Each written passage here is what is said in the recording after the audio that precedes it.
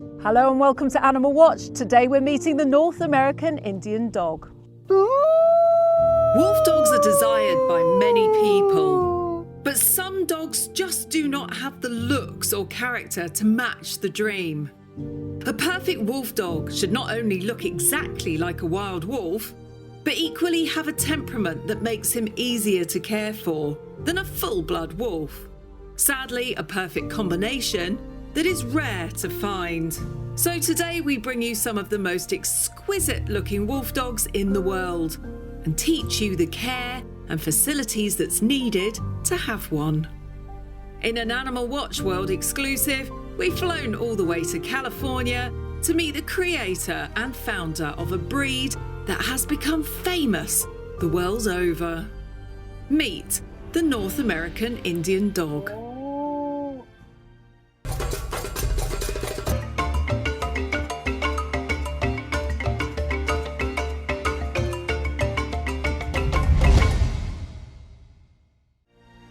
Animal Watch is the #1 YouTube channel on the care of wolf dogs and alpha dog breeds, as we feel that it's important to educate people on the skills needed for these expert breeds.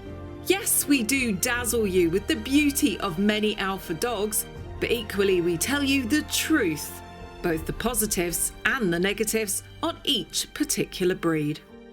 Wolf dogs are one of the most difficult breeds to care for in the world, but they can't help to dazzle those who fall in love with the spirit of these beautiful animals. The fantasy direwolves in Game of Thrones led to a positive image of the wolf, which has helped people fear wolves less, but equally has caused the wrong type of person to own this breed.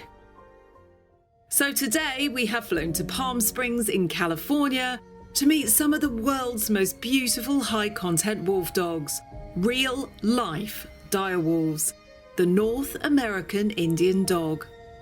Founder Mark Klemperer has spent many years perfecting his Wolfdog line, which he says not only look identical to pure wolves, but are very affectionate to people and good in public situations. This perfecting has been done through genetics and huge amounts of socialization, producing wolf dogs that have been flown all over the world. Now, high-content wolf dogs cannot be kept solely in the house, as their wild temperament will mean you won't have much of a house left. But if you have the money and willingness to meet their needs, such as an expensive outdoor secure enclosure and the time and effort to socialise every day ongoing, and a commitment to never ever give up on them or rehome them, then these wolf dogs are real-life direwolves from Game of Thrones. They are beautiful, absolutely gigantic, and very, very balanced. I can't wait to meet them. Hey Mark, hi! How are you doing? Hey Anneka. Hi! Who have we got here? We have American NorthAID's Hoka Hay. She's this gray girl.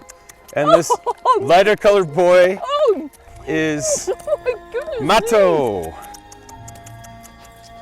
Oh, what a greeting! What a greeting! I think he likes you. Oh my goodness me. Oh, there you go. It's her turn. Animal Watch has covered NorthAID before, but Yeah. I've never met you in person. Yes. The man that created the breed. We're going to find out absolutely everything about Yes. these gorgeous, massive, wolfy type dogs today. Yes. In the most beautiful place. So where are yeah. we right now? We are just outside the boundary of Joshua Tree National Park. So these crazy rock formations, Joshua trees scattered around, and we're in the high desert, so it's cooler than Palm Springs, even though it's just about 30 miles away. Yeah. So I think we're going to be able to have a good time, and the dogs won't be overheated. They won't be, will they? These, Oh, these no. two love each other, don't they? They're they're boyfriend totally and bonded. girlfriend. Look at you. Mark's wolf dogs were absolutely breathtaking and very relaxed out in public due to his process of socialization from a very young age. I fell in love with a black male called Geronimo, who was loving and so gentle. I liked the fact he was very playful too. He was, however, super powerful, and I honestly wouldn't have been able to control him had it not been the huge amount of socialization he has had, which meant he didn't panic and try and bolt from me. All Mark's other Wolfdogs were very relaxed around strange people and let everyone and anyone pet and approach them. There's nothing better than being absolutely covered in kisses from wolves.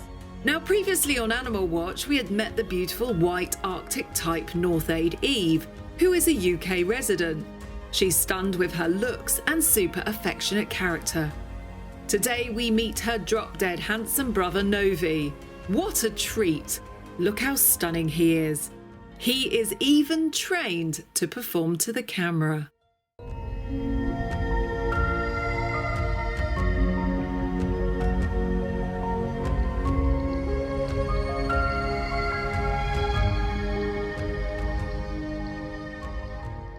Now, being able to take high contents out like these ones can only be achieved by raising the babies by bottle, which is paramount. Other breeders I know have tried leaving high contents in with the mother to raise on her own, which I do get, as it means better nutrition as it's proper natural mother's milk. But this in turn means that the puppies then naturally take on the fear of the wolf and can become totally fear-orientated, making them close to being completely unhandleable in public areas.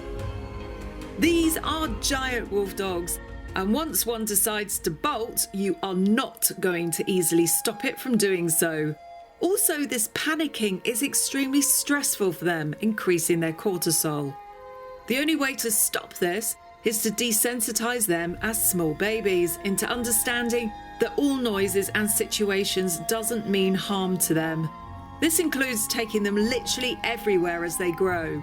In a papoose before their feet can even touch the ground, into shops, restaurants, busy roads, high streets, just like we did with Jessica Pecorari in our Life of Wolfdogs series. Often mid-content wolfdogs can be raised by their natural mum, but I know a fair share of those that still bolt in fearful situations as they grow. Some even use biting as a protective measure, which is serious and means their lives are in danger if they bite someone. Ocean is low content at 30%, and she still can panic, so the wolf's predisposition for fear is deeply rooted. For those who are adamant on not bottle raising high contents, sure, leave the wolf dog pups in with the mum if that's what you believe.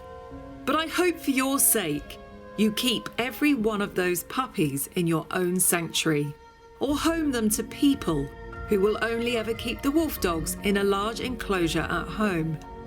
And if something happens to you or them, the risk to those wolf dogs is high if they cannot be touched and homed by strange people, simply because you never bottle raise them to be handled by everyone. Also, it's very important that a vet can come close to treat them without anesthesia. So because of all these important facts that you need to know when raising a high-content wolf dog, I sat down with Mark to find out everything there is to know about the North American Indian dog.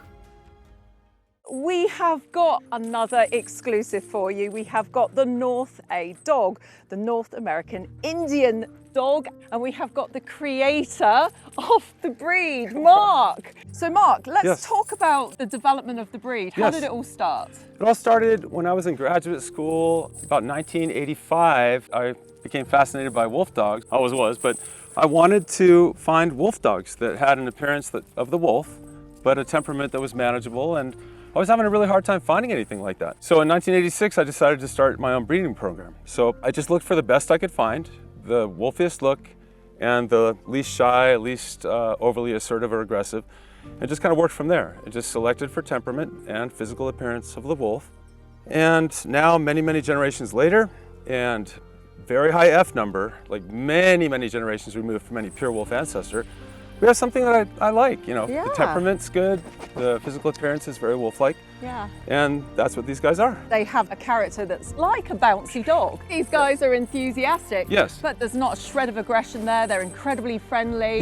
They love strangers. I mean, you go out, don't you, and loads of people meet these guys all the time. And this is, just so you know, this is an adult breeding pair. She's pregnant right now. That's why they don't want to be more than 3 inches away from each other. And he doesn't mind us cuddling her. And she doesn't mind you cuddling him. No, I know, it's insane. So I'm happy. I mean, it's not always that simple. Things could go horribly wrong with these guys if somebody doesn't have a realistic expectation of what their needs are. So what we've got is basically you've bred for temperament. So Yes. you've managed to get them to a point where genetically their character is amazing, but also it's about socialization, isn't it? Tell us about how it all begins. When one is born, what is the process of creating that perfect character? Okay, if we don't do early socialization, then these guys would be much more shy. They would have a real hard time meeting you. They'd be okay with me. If I went on a remote hike with them and cuddled them at home, they'd be fine.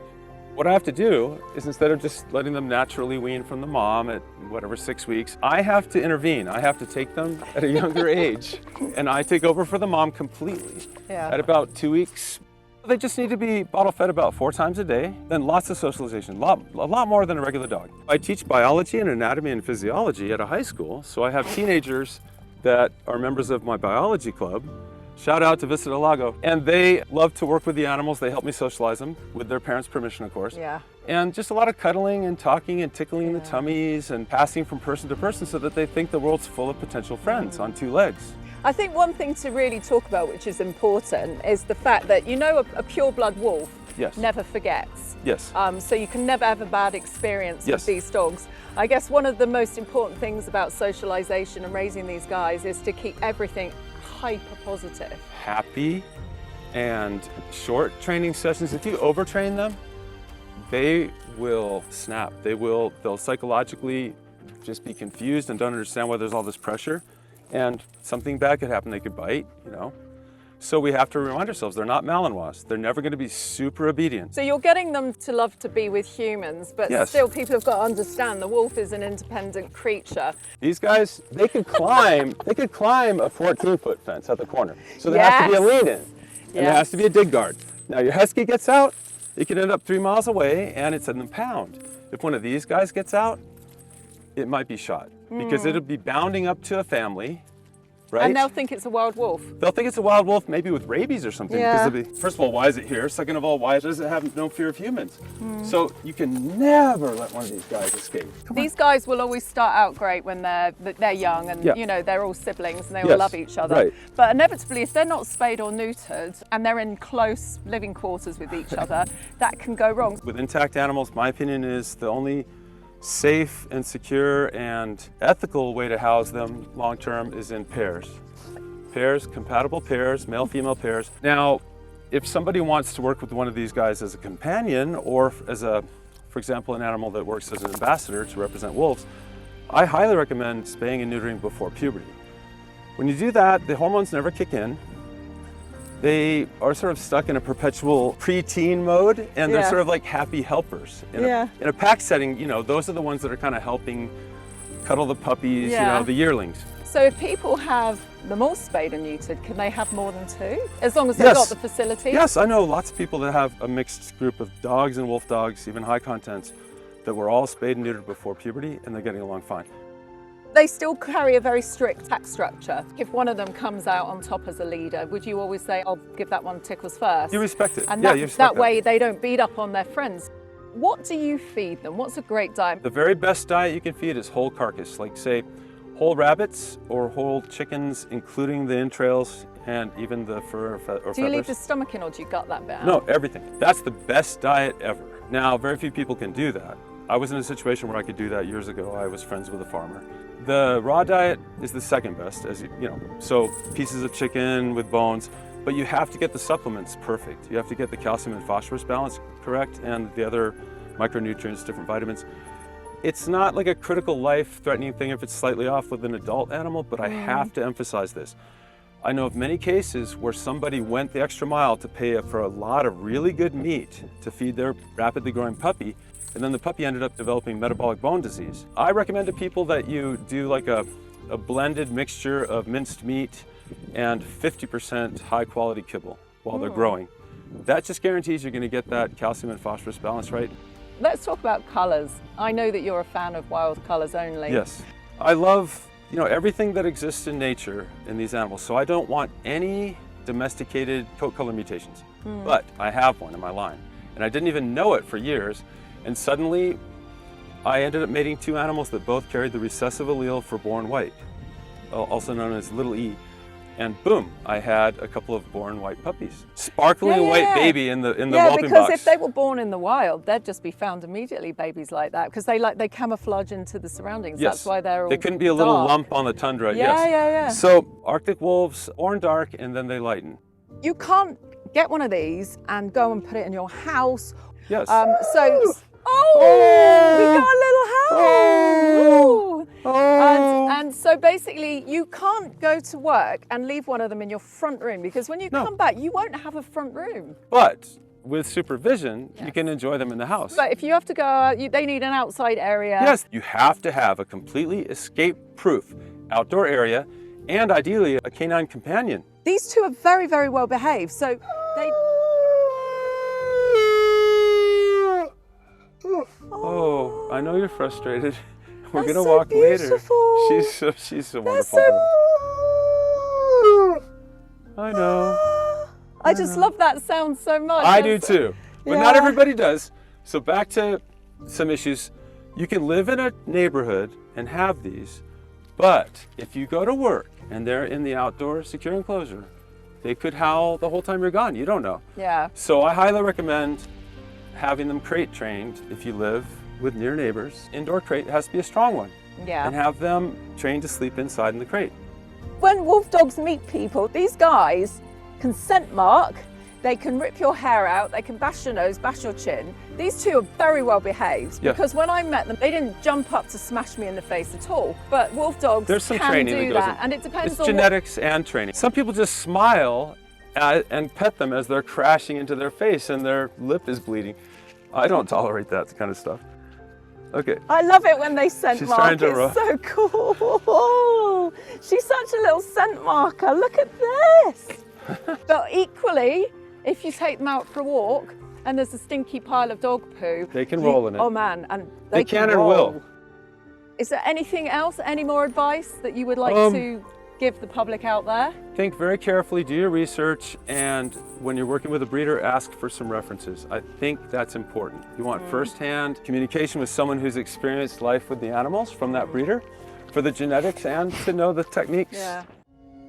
Now, I'm a huge fan of high contents, but I don't have one. And why is this? Because I don't have the ability to build a huge outdoor enclosure right now in my life. So they have a livable space outside of my house. So I guess you could say that I'm responsible.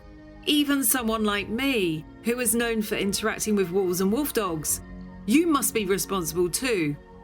Now, there are people out there who are perfect for these wolf dogs, and if you are, the wolf dogs are simply gorgeous. Lovely, balanced characters, exquisite looking and powerful. They are the Direwolf from Game of Thrones. Please listen to the advice we have given you today, and also check through my series Life of Wolfdog for additional advice on raising high content wolf dogs. Also check out our miniature North American Indian dogs too, if you missed that. Cute little coy dogs that can live in the house with you. I'll put the click through at the top of the screen. Right, so Mark, Yes. website, where do Okay. people find you? I don't have a website. I am very active on Facebook, however, so if someone just wants to, communicate with me, track me down, they should just go to my Facebook profile. It's under my name, Mark with a K, Klemperer. Don't forget the last ER. Ooh. And you'll know you found the right website. The right Facebook profile when you see lots of images of creatures like Yeah. this. Now, I would like to put a shout out there to an organization that I'm involved in. I'm the staff zoologist for the Wolf Education Project, which is based in Julian, California. So not too far from here, about 2 hours from here. And they have a group of North American Indian dogs that are used for educational work to portray wolves in the wild, to promote conservation and education. And if you enjoyed this episode of Animal Watch, then be sure to give us a big thumbs up and subscribe to the channel by clicking the button in the bottom hand corner, and tune in every week when we'll be bringing you more amazing episodes on dogs, wolves, animal rescue and conservation. Bye for now.